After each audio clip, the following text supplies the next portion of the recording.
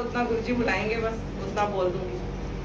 हम लोग ना हरिद्वार गए थे, तो वहाँ 3-4 दिन रहे, तो हमारा घूमने फिरने में ध्यान था, तो गुरुजी की तरफ ध्यान नहीं रहा, क्योंकि घर पे रहती हूँ तो हमेशा कनेक्ट रहता है गुरुजी के साथ मेरा, हमेशा यही रहता है कि गुरुजी और हम हैं बस, और कोई नहीं है बीच में।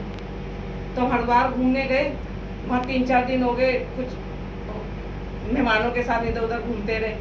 फिर मैं घर आई, 3-4 हफ्ते बाद घर आया हम, तो मैंने गुरु से बोला, गुरुजी अब हम घर आ गए हैं, तो आपका और मेरा कनेक्ट फिर जोड़ो, कैसे जोड़ोगे, और मुझे बताना भी कि कैसे आप जोड़ोगे मेरे साथ।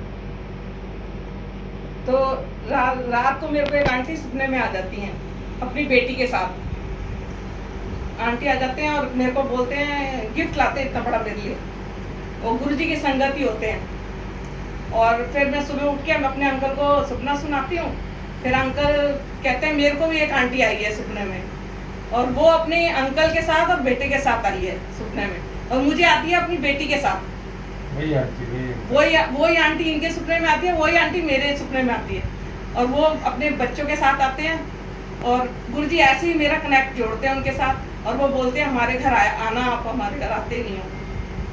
तो और वो कौन थी आंटी, वो बुलबुल आंटी होते हैं। जय गुरुजी, शुक्राना। मैंने देखा आपका कोई इवेंट था द्वारका के अंदर, आप अंकल और आपका बेटा, तो वहाँ में मिले थे, ब्लैक कपड़े पहने, ब्लैक ड्रेस सब में। अच्छा। और गुरुजी ऐसे कनेक्ट जोड़ते हैं, मैंने कहा गुरुजी मुझे बताना भी क्या। एक ही रात को उन्हें सपना आया, इन्हें आया कि रात को आप मिले हो, और रात को मैंने भी वही सपना देखा। वाह वाह गुरुजी, शुक्राना। गुरुजी हम आप दोनों को ऐसे दर्शन देते हैं, अपनी संगत के रूप में ही दर्शन देते हैं गुरुजी ऐसे ही। थैंक यू सो मच पता नहीं गुरुजी ने मुझे बुलाना होगा तभी ऐसे। और आंटी आप वैसे कभी अमृत वेला, मुझे लगता नहीं है कि भी आए हो पहले। अमृत वेला मैं कभी नहीं आई यहाँ पे, वो गुरुजी ने बुलाया मुझे यहाँ पे।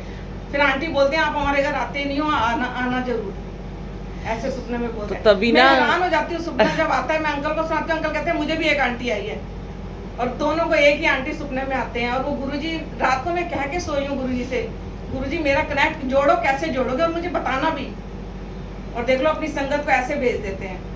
और जबकि अंकल का जब मुझे आया ना कि मैसेज आया कि आंटी आपके अमृत वेला कितने बजे होता है, तो मैं बड़ी हैरान हुई, क्योंकि अंकल हमारे यहाँ बैसाखी पे आए थे जब सेवा करी थी। तो एक बार आ और चुके हैं, अरोड़ा अंकल के भाई हैं ये। हाँ तो जी, हाँ जी। तो अरोड़ा अंकल तो आते ही हैं, वो भी उनका भी कनेक्शन काफ़ी दिन से छूटा हुआ है। तो अंकल ने कहा, तो मैंने कहा अंकल हर संडे होता है, तो अंकल ने कहा मैं आऊँगा, मैं प्रसाद लेके आऊँगा। मैंने कहा अच्छा, तो मेरे को लगा कुछ है, मैंने कल भी पूछा अंकल कोई देखो, फादर डे है। मैंने कहा अंकल, इसीलिए बुलाया। मैंने कहा अंकल कोई आपके एनिवर्सरी वगैरह, अंकल कहते सुबह बताऊंगा, इन्होंने मुझे बताया नहीं अभी भी क्या था।